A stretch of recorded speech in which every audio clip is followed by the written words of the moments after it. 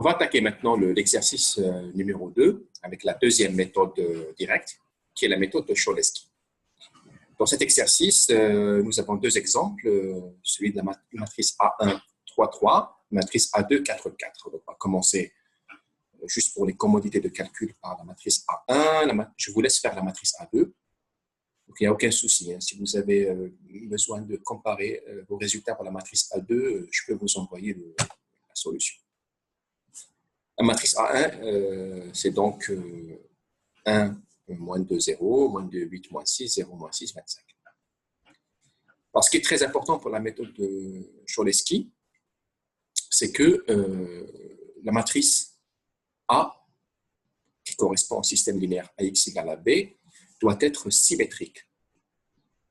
C'est obligatoire.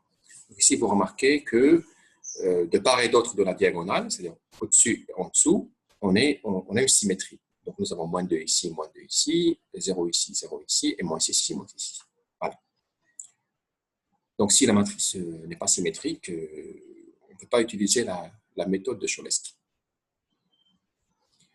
Donc, une caractéristique ou une définition des matrices symétriques, c'est que la matrice A est égale à sa transposée. La transposée, je vous rappelle, c'est le fait de remplacer les lignes par les colonnes. C'est-à-dire la transposée de A1, ici, va être au niveau de la ligne ici, 1, moins 2, 0. La deuxième ligne, donc, ça va être moins 2, 8, moins 6. Et troisième ligne, ça va être 0, moins 6, 25.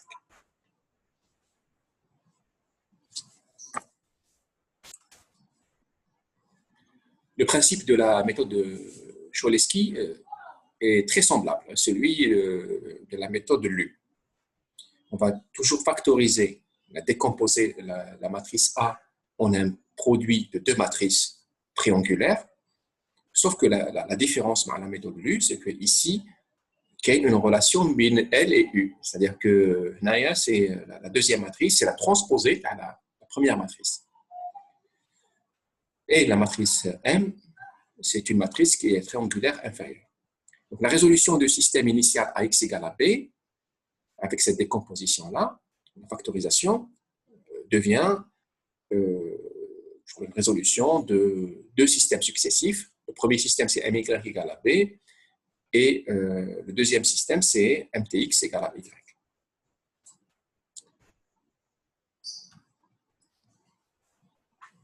Alors, pour factoriser donc, la matrice A, on va partir de la définition de la matrice M, qui est une matrice triangulaire inférieure que des zéros au-dessus de la diagonale. Nous avons les coefficients inconnus, donc les six coefficients, M11, M21, 22, M31, M32, M33, qu'il faut identifier. Vous avez aussi ici la matrice A1, qui est une matrice symétrique, comme on l'a dit auparavant. Et puis, pour identifier les inconnus de la matrice M, les coefficients de la matrice M, on va procéder, comme on l'a fait pour la méthode LU, par identification. Donc, ici, j'ai la matrice M. Au-dessus, j'ai la transposée de M. En faisant le produit, on devrait trouver la matrice A. Voilà, donc, vous avez le résultat, ici. Donc, le système d'équations à résoudre, qui est un système simple. Et ça nous permet d'identifier la matrice M. Donc, je vous laisse faire pour les calculs. Hein. Donc, voilà. Et la matrice M qui est trouvée ici, c'est bien évidemment une matrice triangulaire inférieure.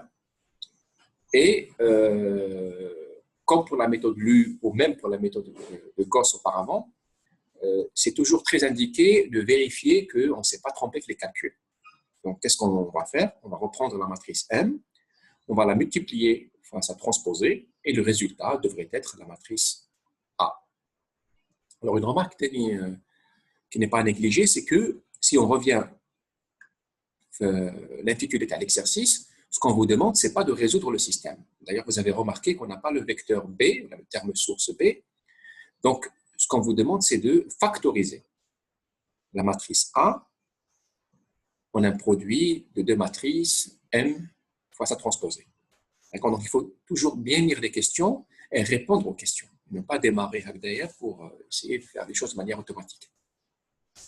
Donc, je reviens au complément. Voilà, dans cet exercice, il s'agit uniquement de factoriser A et non pas de trouver la solution du système AX égale à B.